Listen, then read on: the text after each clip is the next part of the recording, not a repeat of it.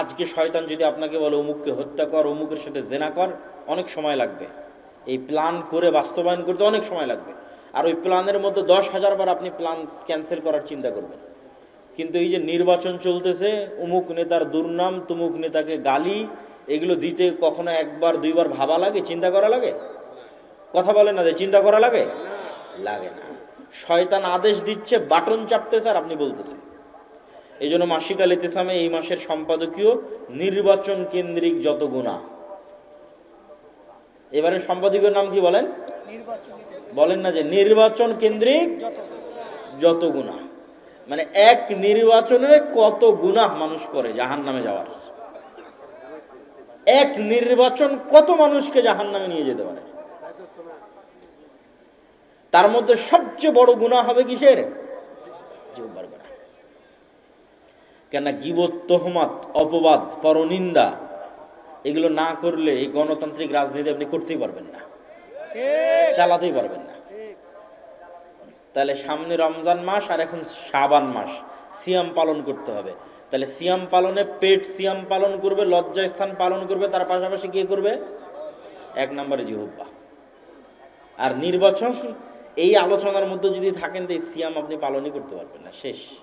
জিহ্বার সিয়াম শেষ।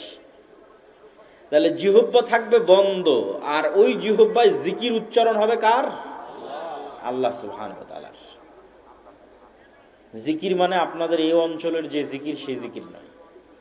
জিকির খুব উপকারী, খুব গুরুত্বপূর্ণ। সকাল সন্ধ্যার জিকির আল্লাহর খুব প্রিয়, কিন্তু জিকির হতে হবে নবীর সুন্নাত অনুযায়ী। শুধু আল্লাহ বলে কোনো জিকির পৃথিবীতে নাই, না কোরআনে না হাদিসে। জিকির হবে অর্থবহ, পূর্ণাঙ্গ। দুটো বাক্য মনে থাকলেই হবে। জিকির হবে অর্থবহ, পূর্ণাঙ্গ। যার কোনো অর্থ নাই সেটার ব্যাপারে জিকির কি? আল্লাহু আকবার, আল্লাহ মহান, এটার অর্থ আছে, এটা পূর্ণাঙ্গ। সুবহান আল্লাহ, মহা পবিত্র মহান আল্লাহ, এটার অর্থ আছে। আলহামদুলিল্লাহ, প্রশংসা আদায় করছে আল্লাহর, এটার অর্থ আছে। লা ইলাহা ইল্লাল্লাহ, এটার অর্থ আছে। কিন্তু শুধু বললাম ইল্লাল্লাহ, এর কি অর্থ আছে? শুধু বললাম হু হু, এর কি অর্থ আছে? শয়তান যখন দেখে কোনো মানুষকে ইবাদত থেকে বিরত রাখতে পারছে না, তখন ও চিন্তা করে, একে তো ইবাদত থেকে বিরত রাখতে পারলাম না, কি করা যায়, কি করা যায়? চল একে দিয়ে বেদাত করাই। বুঝেননি মনে আমার কথা? শয়তান যখন দেখে কোনো একটা মানুষকে সে সালাত থেকে, জিকির থেকে বিরত রাখতে পারতেছে না, এখন একে কেমনি জাহান্নামে নিয়ে যাবে? একটাই রাস্তা আছে, যেহেতু আর জিকিরের প্রতি প্রচুর আগ্রহ, তো ওর হাতে এমন জিকির ধরায় দাও যেটা বেদাত, তাহলে তো জাহান্নামে চলে গেল। যেহেতু আর সালাতের প্রতি প্রচুর আগ্রহ, ওকে এমন সালাত ধরিয়ে দাও যেটা বেদাত। যেহেতু আর দরুদের প্রতি প্রচুর আগ্রহ, ওকে এমন দরুদ ধরিয়ে দাও যেটা বেদাত।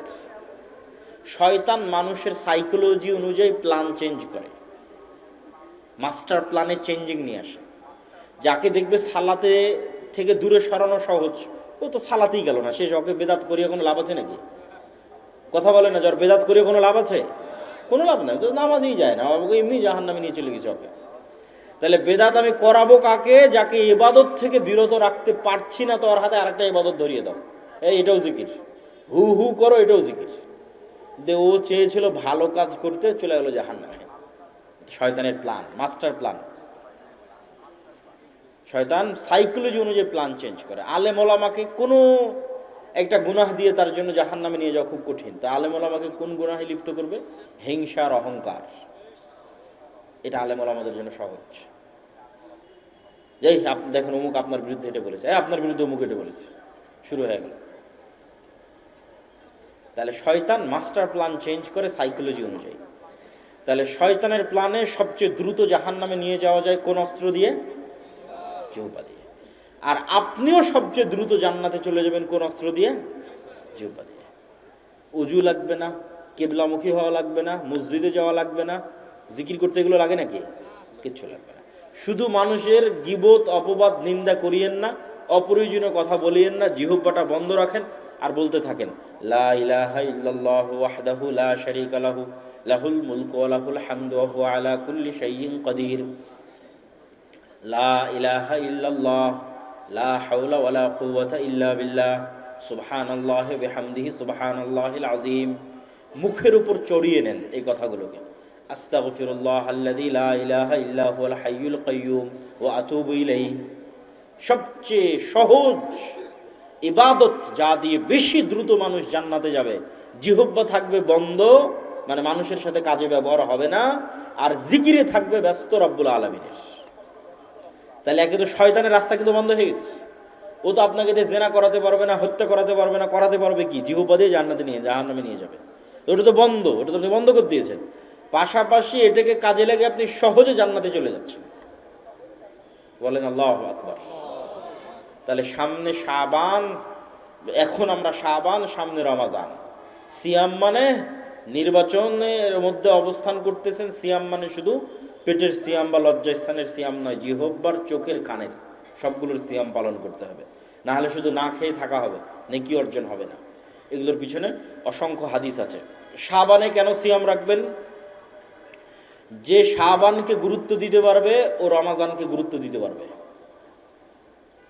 একটা মুসল্লি যখন দৌড়ে জামাতে অংশগ্রহণ করে, কোনো মতে একটা রাকাত পায়, তারপরে ঠক ঠক করে বাকি 3 রাকাতে সিজদা দিয়ে দৌড়ে কারাগার থেকে মুক্তি পাওয়া ব্যক্তির মতো মসজিদ থেকে বের হয়ে আসে, এই ব্যক্তি কি সালাতে কোনো আনন্দ পেতে পারে? কখনোই নয়। তো এইরকম হঠাৎ সালাত উপস্থিত হলো আর হঠাৎ সালাত বিদায় নিল, এই সালাতে কোনো আনন্দ নাই। হঠাৎ একদিন সকালে ঘুম থেকে উঠে শুনছি আজকে রমজান, এই রমজানকে আপনি মূল্যায়ন করতে পারবেন না। এই রমজানে আপনি তারাবি আদায় করতে পারবেন না। এই রমজানে আপনি কোরআন পড়ে শেষ করতে পারবেন না তেলাওয়াত করে। এই রমজানে আপনি দান জাকাত বের করতে পারবেন না। লাইলাতুল কদরকে মূল্যায়ন করতে পারবেন না। আর যখন আপনার ব্রেন 1 মাস আগে থেকে সাইকোলজিক্যালি, মেন্টালি প্রিপেয়ার হচ্ছে যে আমি শাবানে সিয়াম আছি, কেন? সামনে কি আসতেছে বলেন তো? একটু জোরে বলেন, সামনে কি আসতেছে? রমাজান। ব্রেনে সিগন্যাল যাচ্ছে প্রতিদিন। যতদিন সিয়াম আছেন শাবানে, প্রতিদিন ব্রেনে সিগন্যাল যাচ্ছে শাবানের পরই রমজান, শাবানের পরই রমজান। ব্রেন কিন্তু মেন্টালি প্রিপেয়ার হচ্ছে। এই রমাজান আপনার পূর্ব প্রস্তুত অবস্থায় আসবে। এই রমাজানে আপনি সিয়াম রেখে মজা পাবেন। এই রমাজানে আপনি প্ল্যান করে তারাবির সালাত আদায় করতে পারবেন। এই রমাজানে প্ল্যান করে পুরো কোরআন পড়ে শেষ করতে পারবেন পুরো রমাজানে। এই রমাজানে লাইলাতুল কদর জাগতে পারবেন। এই রমাজানে ইতিকাফ করতে পারবেন। এই রমাজানে দান এবং জাকাত বের করে সম্পদকেও পবিত্র করতে পারবেন। এক রমাজান কত বড় মহা নিয়ামত! এই নিয়ামতকে মূল্যায়ন করার জন্য প্রস্তুতি 1 মাস আগে থেকেই লাগবে। এই জন্য শাবানে সিয়াম পালন করে ব্রেনকে আগে থেকেই প্রস্তুত করতে হবে। শাবানে সিয়াম পালন করতে রাজি আছেন? সবাই অন্তর থেকে নিয়ত করে শক্তভাবে বলেন যে ইনশাআল্লাহ। আল্লাহ সুবহানাহু ওয়া তাআলা আমাদের কবুল করুক, বলেন আল্লাহুম্মা আমিন। একদিন যে সিয়াম পালন করলে আল্লাহর সন্তুষ্টির জন্য আল্লাহ তার চেহারাকে দূরে সরিয়ে দিবে, কোন রিওয়ায়াতে 70, কোন রিওয়ায়াতে 100, কোন রিওয়ায়াতে আসমান এবং জমিনের দূরত্ব পরিমাণ জাহান্নাম থেকে। আল্লাহু আকবার। সকল নেকির, সকল ইবাদতের নেকি পূর্ব নির্ধারিত, সিয়ামের নেকি পূর্ব নির্ধারিত নয়। আল্লাহ বলছেন আস-সাওমু লি ওয়া আনা আজজি বিহি। সিয়াম যেহেতু আমার জন্য খাস, এর নেকিও আমিই দিব। আল্লাহু আকবার। প্রত্যেকটা ইবাদতকারীর জন্য বিশেষ সম্মানার্থে দরজা থাকবে জান্নাতে। একজন মাত্র ব্যক্তি যাকে সকল দরজা থেকে ডাকা হবে, তিনি আবু বকর রাদিয়াল্লাহু তাআলা আনহু। আল্লাহু আকবার। সিয়াম পালনকারীর দরজার নাম আর রাইয়ান। এটা সিয়াম পালনকারীর সম্মান, বিশেষ মর্যাদা। তার জন্য একটা আলাদা দরজা তৈরি করা হয়েছে, প্রোটোকল, বিশেষ প্রোটোকল। জান্নাতে একটা আলাদা দরজা তৈরি করা হয়েছে, যে দরজা দিয়ে সিয়াম পালনকারীদের ডাকা হবে, বিশেষ প্রোটোকল। বাইতুল্লাহর নিসবাত আল্লাহর দিকে, কাবার নিসবাত আল্লাহর দিকে। কাবা ঘরের মধ্যে কি আল্লাহ সুবহানাহু ওয়া তাআলা থাকেন? সত্তাগতভাবে থাকেন? থাকেন না। আল্লাহ সুবহানাহু ওয়া তাআলা আছেন 7 আসমানের উপরে, আরশের উপরে। তাহলে কেন বলা হয় কাবা আল্লাহর ঘর? এটা সম্মান। কাবাকে সম্মান দেওয়া হচ্ছে, যে কাবাকে বলা হচ্ছে কার ঘর? আল্লাহর ঘর। সিয়ামের সম্মান, যে সিয়ামকে বলা হচ্ছে যে এটি একমাত্র ইবাদত পৃথিবীতে যা শুধুমাত্র কার জন্য? আল্লাহ সুবহানাহু ওয়া তাআলা। এই জন্য সিয়াম পালনকারীর আনন্দের সময় দুইটা, ইফতারির সময়, আর যেহেতু পূর্ব নির্ধারিত কোনো নেকি নাই, নেকি পাবে কার কাছে? এই জন্য আল্লাহর কাছে সাথে যখন সাক্ষাৎ হবে, তখন সিয়াম পালনকারীর দ্বিতীয় খুশির মুহূর্ত, যে আল্লাহ সুবহানাহু ওয়া তাআলা তাকে কি সারপ্রাইজ দেন, তা সে যে সিয়াম পালন করেছে আর প্রতিদান বিনিময় আল্লাহ সুবহানাহু ওয়া তাআলা কি দেন। প্রিয় উপস্থিতি, সিয়াম পালন শয়তানকে কন্ট্রোল করার এক অন্যতম উপায়। আপনার শরীরের মধ্যে শয়তান প্রবেশ করে, রাসূল সাল্লাল্লাহু আলাইহি ওয়াসাল্লাম বলেছেন। রক্তনালীতে শয়তান চলে, তিনি বলেছেন। রক্তনালী সংকুচিত হয় সিয়াম পালন করলে। প্রত্যেকটা ইবাদতের সাথে মানুষের নাফসকে পবিত্র করার সম্পর্ক আছে। সালাতের মাধ্যমে আপনি এটাকে নাফসকে কন্ট্রোলে রাখতে পারবেন, সিয়ামের মাধ্যমে নাফসকে কন্ট্রোলে রাখতে পারবেন, জাকাত দেওয়ার মাধ্যমে নাফসের স্বভাবজাত চরিত্র হচ্ছে ও টাকা ভালোবাসে, জাকাত দেওয়ার মাধ্যমে ওইটা থেকে কৃপণতার রোগ থেকে নাফস পবিত্র হবে। নাফসের স্বভাবজাত স্বভাব হচ্ছে ও খেতে ভালোবাসে, খাওয়া বন্ধ করে দাও। খাওয়া বন্ধ করে দেওয়ার মাধ্যমে আপনি তাকে কন্ট্রোল করতে পারবেন যে না, তুমি খাবার থেকে বিরত থাকো। এই প্র্যাকটিসের মাধ্যমে তুমি গুনাহ থেকে বিরত থাকার প্র্যাকটিস অর্জন করো। নাফস ভালোবাসা অলসতায় কাটিয়ে দিতে, কিছু করবে না, সারাদিন শুয়ে বসে কাটিয়ে দিতে বলে না, একে বাধ্য করো 5 ওয়াক্ত সালাত আদায় করতে। যদি একে 5 ওয়াক্ত সালাত আদায় করতে বাধ্য করতে পারো, নাফস তোমার কন্ট্রোলে চলে এসেছে। এটা শয়তানের কন্ট্রোলে আর নাই। আপনি সালাতেও নাই, সিয়ামেও নাই, নিশ্চিত থাকেন আপনার নাফস কার কন্ট্রোলে আছে? জোরে বলেন না, কার কন্ট্রোলে আছে? শয়তানের কন্ট্রোলে আছে। তাহলে নাফসকে শয়তানের কন্ট্রোল থেকে মুক্ত করে নিজের কন্ট্রোলে নেবেন, আল্লাহ সুবহানাহু ওয়া তাআলার দাসত্বে আত্মসমর্পণ করবেন। তার 1 নম্বর 5 ওয়াক্ত সালাত, 2 নম্বর সিয়াম। সেই সিয়ামের একটা বড় নফল সিয়ামের মাসে আমরা অবস্থান করছি, শাবান মাসের সিয়াম। আল্লাহ আমাদের পালন করার তৌফিক দান করুক, বলেন আল্লাহুম্মা আমিন। পরের জরুরি কথা বলেছি, বক্তব্য দিব না, শুধু জরুরি কথা বলে বলে বক্তব্য শেষ করব। পরের জরুরি কথা হচ্ছে, আজকে যে জায়গায় আপনারা উপস্থিত হয়েছেন, এই জায়গা প্রায় 20 কাঠা জায়গার উপর আপনারা বসে আছেন। তার 10 কাঠা অলরেডি আমাদের ভাইয়েরা রেজিস্ট্রি করে ফেলেছে, আর 10 কাঠা বায়নামা তারা সম্পূর্ণ করেছে, বলেন আলহামদুলিল্লাহ। কিন্তু সেই বায়নামার বকেয়া কত জানেন? প্রায় 2 কোটি টাকার কাছাকাছি। কিন্তু এত বড় হিম্মত তারা নিয়েছে আল্লাহর উপর ভরসা করে, এবং আমি বিশ্বাস করি আল্লাহ এটা পূরণের ব্যবস্থা করে দেবেন, বলেন আল্লাহুম্মা আমিন। তো দান কেন শক্তিশালী ইবাদত? এটা প্রাসঙ্গিক। কেন আপনি দান করবেন? জরুরি কথার মধ্যে এটা একটা জরুরি কথা। কেন দান করবেন? দান কেন শক্তিশালী ইবাদত? আলোচনার শুরুতেই বলেছি, আল্লাহর কাফফারা সিস্টেমের 1 নাম্বার শুরু হয় কি দিয়ে? টাকা দিয়ে। আবারও জোরে বলেন তো, কি দিয়ে শুরু হয়? টাকা দিয়ে। তাহলে দুনিয়াতেই গুনাহের কাফফারা করে নেওয়া যাচ্ছে কি দিয়ে? আপনি নিশ্চিত থাকেন এই টাকা দিয়ে কিয়ামতের মাঠে গুনাহের কাফফারা হবে। কিন্তু কিয়ামতের মাঠে নতুন করে টাকার মালিক হওয়ার সুযোগ থাকবে নাকি? থাকবে না। কিয়ামতের মাঠে যদি আপনি কোটিপতি হতে চান, সেটা কখন হতে হবে? এখন হতে হবে। যে কিয়ামতের মাঠে আমি যে কোনো বিপদ আপদ থেকে বাঁচতে চাই, তো বাঁচতে পারবেন টাকা দিয়ে, নিশ্চিত থাকেন। কি দিয়ে বাঁচতে পারবেন? জোরে করে বলেন তো, আর একটু জোরে বলেন, কি দিয়ে বাঁচতে পারবেন? টাকা দিয়ে বাঁচতে পারবেন। তো সেই টাকা কিয়ামতের মাঠে উপার্জন করতে পারবেন না এখন কোটিপতি হতে হবে? কিয়ামতের মাঠে কোটিপতি হতে চাইলে সেটা এখন হতে হবে। এখন কোটি টাকা ইনকাম করে আল্লাহর রাস্তায় কোটি টাকা দান করে কিয়ামতের অ্যাকাউন্টে টাকা জমা রেখে এবার কিয়ামতের মাঠে উঠছি আমি কোটিপতি অবস্থায়। তাহলে এখন কত গুনাহের কাফফারা, আর কত মানুষের হক নষ্ট, আর কত ইবাদতের কমতি, সবগুলো দান দিয়ে পূরণ করা সম্ভব। সবগুলো দান দিয়ে পূরণ করা সম্ভব। এই জন্য আল্লাহ সুবহানাহু ওয়া তাআলা বলেছেন, ইন্নাল্লাহা আশতারা মিনাল মুমিনিনা আনফুসাহুম ওয়া আমওয়ালাহুম বিআন্না লাহুমুল জান্নাহ।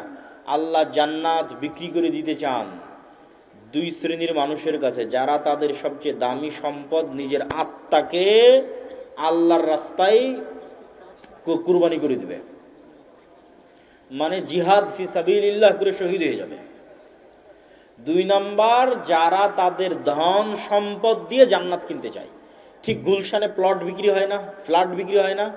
আল্লাহ জান্নাতের ফ্ল্যাট সেল করছেন, আল্লাহ বিক্রেতা, এবং এটাকে আল্লাহ ব্যবসা হিসেবে নাম দিয়েছেন, হাল আদুল্লুকুম আলা তিজারাতিন তুনজিকুম। তো আমি কি তোমাদের এমন একটা ব্যবসার কথা বলবো না যেই ব্যবসা তোমাদের নাজাত দিবে জাহান্নাম থেকে? এটা ব্যবসা, আল্লাহ বিক্রি করবেন, সেল করবেন। জান্নাতের ফ্ল্যাট, জান্নাতের প্লট, জান্নাতের বাগান, জান্নাতের নদী নালা ঝর্ণা সব বিক্রি হবে। একটা গল্প শোনেন। একজন ব্যক্তি রাসূলুল্লাহ সাল্লাল্লাহু আলাইহি ওয়াসাল্লামের কাছে এসে বলছেন, আল্লাহর নবী, আমার বাড়ির পাশে একজন ব্যক্তির খেজুরের একটা গাছ আছে, যে খেজুরের গাছ হেলে হেলে পড়ে আমার বাড়ির মধ্যে ঢুকে গেছে। আমার ছোট ছোট বাচ্চারা সেই গাছের খেজুর পাড়ে, সেই ব্যক্তি বকাঝকা করে। রাসূলুল্লাহ সাল্লাল্লাহু আলাইহি ওয়াসাল্লাম ওই ব্যক্তিকে ডেকে পাঠিয়ে বললেন, জান্নাতে একটা খেজুর গাছের বিনিময়ে এই খেজুর গাছ তুমি এই গরিব মিসকিন মানুষকে দিয়ে দাও। বলেন আল্লাহু আকবার। বিক্রি হচ্ছে না? হচ্ছে না? বিক্রি হচ্ছে। জান্নাতে একটা খেজুর গাছ পাবে আর দুনিয়াতে একটা খেজুর গাছে দিয়ে দিবে, তাহলে জান্নাতের খেজুর গাছ পর্যন্ত বিক্রি হয়ে যাচ্ছে। চিন্তা করেন, জান্নাতের খেজুর গাছ বিক্রি হয়ে যাচ্ছে। এখন এই ব্যক্তি রাজি হলো না। এখানেও শিক্ষা আছে, ব্যক্তি মালিকানায় নবীরও জোর চলে না। ইসলাম ব্যক্তি মালিকানায় বিশ্বাস করে। টাকার মালিক আমি দিব না, দান করব না। যেমন যিনি এখন এই 10 শতকের মালিক, তিনি যদি বলে যে না আমি এটা দিব না, তিনি চাইলে দানও করতে পারে। কিন্তু যদি বলে না দিব না, তাহলে কি আপনি জোর করে নিতে পারবেন? পারবেন না। ব্যক্তি মালিকানায় নবীরও জোর চলে না। দিবে না, কি করার? দিবে না, শেষ। জান্নাতে একটা খেজুর গাছের বিনিময়ে দিবে না তো কি করার? এখন আবু দাহদা নামে একজন সাহাবীর কানে কথা গেছে, ওনার লোভ তৈরি হয়ে গেছে, জান্নাতে একটা খেজুর গাছ আমার নামে কনফার্ম, নিশ্চিত। লোভ। পরকালমুখী চিন্তার মানুষ যারা যারা জান্নাতকে দেখতে পায়, তাদের চিন্তা চেতনা ভিন্ন। সে তখন ওই ব্যক্তিকে গিয়ে বলছে যে আমার বিশাল বড় খেজুরের বাগান আছে, ভাই পুরো খেজুরের বাগান তোর, তুই একটা খেজুরের গাছ আমাকে দিয়ে দে। এই আবু দাহদা ওই ব্যক্তিকে গিয়ে বলছে যে আমার বিশাল বড় খেজুরের বাগান আছে, এই পুরো খেজুরের বাগান তুই নিয়ে নে আর এই খেজুরের গাছটা আমাকে দিয়ে দে। এখন ওই ব্যক্তি চিন্তা করতেছে যে বিশাল খেজুরের বাগান, ওর তোর কোনো শত্রুতা নাই, শত্রুতা নাই যে দিবে না, এরকম কোনো জেদও নাই। ঠিক আছে, বিশাল খেজুরের বাগানের বিনিময়ে এই খেজুরের গাছটাও আবু দাহদাকে দিয়ে দিয়েছে। আবু দাহদা এসে এখন রাসূল সাল্লাল্লাহু আলাইহি ওয়াসাল্লামকে বলতেছে, আল্লাহর নবী আপনি বলেছিলেন যে এই খেজুরের গাছটা যদি কেউ এই গরিব বা মিসকিনকে দিয়ে দেয় তাহলে তার জন্য জান্নাতে একটা খেজুরের গাছ হবে, কথা কি ঠিক? রাসূল সাল্লাল্লাহু আলাইহি ওয়াসাল্লাম বলছেন হ্যাঁ, কথা ঠিক। তো আল্লাহর নবীকে তিনি বলছেন, আল্লাহর নবী আমি এই খেজুরের গাছটা পুরো একটা খেজুরের বাগানের বিনিময়ে কিনে নিয়েছি, আর এই খেজুরের গাছটা জান্নাতের খেজুরের গাছের বিনিময়ে লোককে দিয়ে দিলাম। বলেন আল্লাহু আকবার। কি স্যাক্রিফাইস দেখেন। টাকা দিয়ে জান্নাত কিনে পাওয়া যায়, জান্নাতের খেজুরের গাছও বিক্রি হবে, জান্নাতের ঝর্ণাও বিক্রি হবে। রাসূল সাল্লাল্লাহু আলাইহি ওয়াসাল্লামের মসজিদে নববীর সামনে একটা কুয়া ক্রয়ের প্রয়োজন। কুয়া, যে কুয়ার মালিক ইহুদি, মুসলমানদের উজু গোসলে দরকার হয়। আল্লাহ নবী বললেন জান্নাতে একটা ঝর্ণার বিনিময়ে কে এই কুয়া মুসলমানদের জন্য ওয়াকফ করে দিবে? উসমান ইবনে আফফান বললেন, আল্লাহ নবী জান্নাতে একটা ঝর্ণার বিনিময়ে আমি এই কুয়া কিনে আল্লাহর রাস্তায় ওয়াকফ করে দিলাম। আল্লাহু আকবার। সে উসমান বিন আফফানের সম্পদ এখনো আছে। উসমান বিন আফফানের নামে ব্যাংক অ্যাকাউন্ট আছে, উসমান বিন আফফানের নামে খেজুরের বাগান আছে, উসমান বিন আফফানের নামে অসংখ্য হোটেল আছে মসজিদে নববী এবং মক্কার হারামের পাশে। উসমান বিন আফফানের দান শেষ হয়নি। আজ 1400 বছর পার হয়ে গেছে, উসমান বিন আফফানের সাদাকায়ে জারিয়া চলমান আছে। বলেন আল্লাহু আকবার। কি তাদের ইখলাস আর কি তাদের নিয়ত। তো অর্থ খুব প্রয়োজন, অর্থ দিয়ে জান্নাত কিনে পাওয়া যায়। এই জন্য রাসূল সাল্লাল্লাহু আলাইহি ওয়াসাল্লাম বলেছেন দুইটা মানুষের সাথে ঈর্ষা জায়েজ, যে ইলম অর্জন করে মানুষকে বিতরণ করতেছে, আর একটা যাকে আল্লাহ টাকারও মালিক করেছে আবার আল্লাহ রাস্তায় ব্যয় করার তৌফিক দিয়েছে।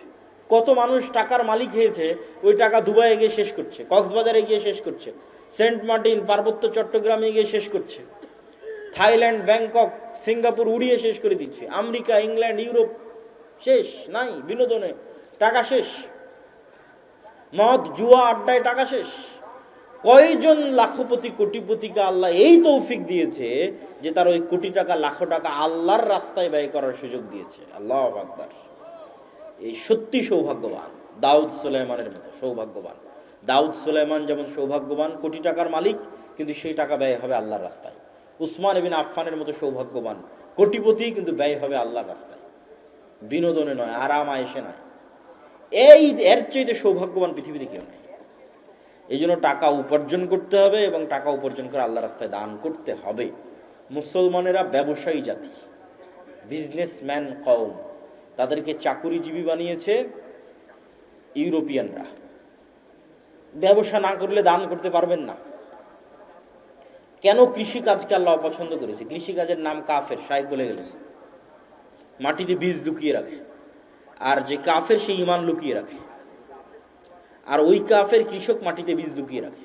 কৃষি কাজ করে দান করা কঠিন আছে।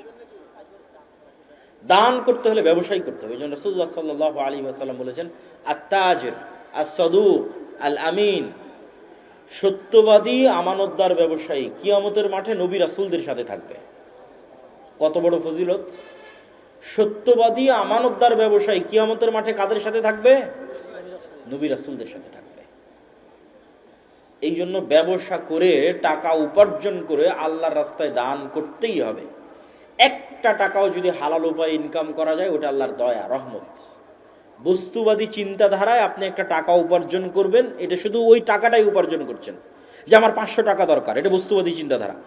আর ইসলামে আমি 500 টাকা উপার্জন করতে যাচ্ছি না, আমি আল্লাহর দয়া, আল্লাহর রহমত উপার্জন করতে যাচ্ছি। এই কনসেপ্টে আগাতে হবে। থাকবেন অল্পে তুষ্ট, কিন্তু ইনকাম করতে হবে সর্বোচ্চ আল্লাহর রাস্তায় দান করার জন্য। অল্পে তুষ্ট মানে বিলাসী নয়, অপচয়কারী নয়। যেটা আমি আমার আর এক বক্তব্যে বলেছি, ধনী হতে চাইলে বিলাসী অপচয় করা যাবে না। পোর ড্যাড এবং রিচ ড্যাড বইয়ের লেখক এটাই বলেছেন, যে রিচ মাইন্ড সেট আপ আর পোর মাইন্ড সেট আপ কি। দিলাম 50 লক্ষ টাকা আজকে আপনাদের সবাইকে। গরিবকে, যে 50 লক্ষ টাকা নিয়ে গিয়ে মনে করবে যে আমি একটা দামি 3 পিস নিব, দামি পাঞ্জাবি নিব, দামি জুতা নিব, দামি গাড়ি নেব, এ গরিব, আজীবন গরিব থাকবে। আর যে 50 লক্ষ টাকা নিয়ে গিয়ে বলবে যে আমার ছেঁড়া পাঞ্জাবি আছে, পাঞ্জাবি ছেঁড়াই থাক, আমার জুতা ময়লা আছে, ময়লাই থাক, এই 50 লক্ষ টাকা এমন জায়গায় ইনভেস্ট করব যেখান থেকে আবার টাকা ইনকাম হবে। এখন যে নিয়ে গিয়ে গাড়ি কিনলো, গাড়িতে তো তেল খরচ হবে, টাকার খরচ তো আরও বেড়ে গেল। আর যে 50 লক্ষ টাকা নিয়ে গিয়ে এমন জায়গায় ইনভেস্ট করলো যেখান থেকে টাকা বের হবে, ধনী কোনো না কোনো দিন ধনী হবেই। তাহলে অল্পে তুষ্ট মানে ওই যে বিলাসিতা, বিলাসিতা মুক্ত। তো যাক, আমি আমার আলোচনার মূল কথায় আসি। জরুরি আলোচনা করতে করতে বলেছি আলোচনা শেষ হয়ে যাবে। একটা জরুরি আলোচনা শেষ করলাম, সাবান। 2 নম্বর জরুরি আলোচনা হচ্ছে দান অত্যন্ত পাওয়ারফুল ইবাদত। দান দিয়ে জান্নাতে ফ্ল্যাট কিনতে পাওয়া যাবে, দান দিয়ে জান্নাতে ঝর্ণা কিনতে পাওয়া যাবে, দান দিয়ে জান্নাতে গাছ কিনতে পাওয়া যাবে, দান দিয়ে জান্নাতে ঘর কিনতে পাওয়া যাবে, দান দিয়ে জান্নাতে বাড়ি, প্যালেস, বিল্ডিং কিনতে পাওয়া যাবে। আজকে আপনারা যেই মাটির উপর বসে আছেন, এই মাটির বকেয়া 2 কোটি টাকা। প্রথমত, আমরা এখন বৈঠকি দানে অংশগ্রহণ করব। দ্বিতীয়ত, যার পক্ষে যেভাবে সম্ভব, কুমিল্লা অঞ্চলের যত মানুষ প্রবাসে আছেন সবার প্রতি আহ্বান থাকবে, আপনারা হোয়াটসঅ্যাপ গ্রুপের মাধ্যমে একত্রিত হয়ে, আমেরিকা হন, ইউরোপ হন, সৌদি, দুবাই, কুয়েত, কাতার, বাহরাইন, যে যেখানে আছেন, হোয়াটসঅ্যাপ গ্রুপের মাধ্যমে একত্রিত হয়ে ভাইয়েরা যে পার স্কোয়ার ফিট কত টাকা যেন নির্ধারণ করেছেন, 2500 টাকা। 2500 টাকা সর্বনিম্ন, 2500 টাকা, এবং সর্বোচ্চ যতদূর সম্ভব। তারা 6 থেকে 7 মাস সময় নিয়েছে। সামনে রমজান আসতেছে, এই রমজানকে সামনে রেখে এই টাকা কুমিল্লার মানুষকে আদায় করতেই হবে, বলেন ইনশাআল্লাহ। এই কুমিল্লার কোটবাড়ির ভাইয়েরা অনেক স্বপ্ন করে মেইন রোডের পাশে জামিয়া সালাফিয়া গড়ার স্বপ্ন দেখেছে। আমরা আমাদের জীবদ্দশায়, শায়েখ আব্দুর রাজ্জাক বিন ইউসুফের জীবদ্দশায় এত দামি জমি কেউ জামিয়া সালাফিয়াকে দেয়নি। কুমিল্লার মানুষ যত দামি দামি জমি জামিয়া সালাফিয়াকে দিয়েছে। আল্লাহ কুমিল্লার মানুষকে কবুল করুক, বলেন আল্লাহ।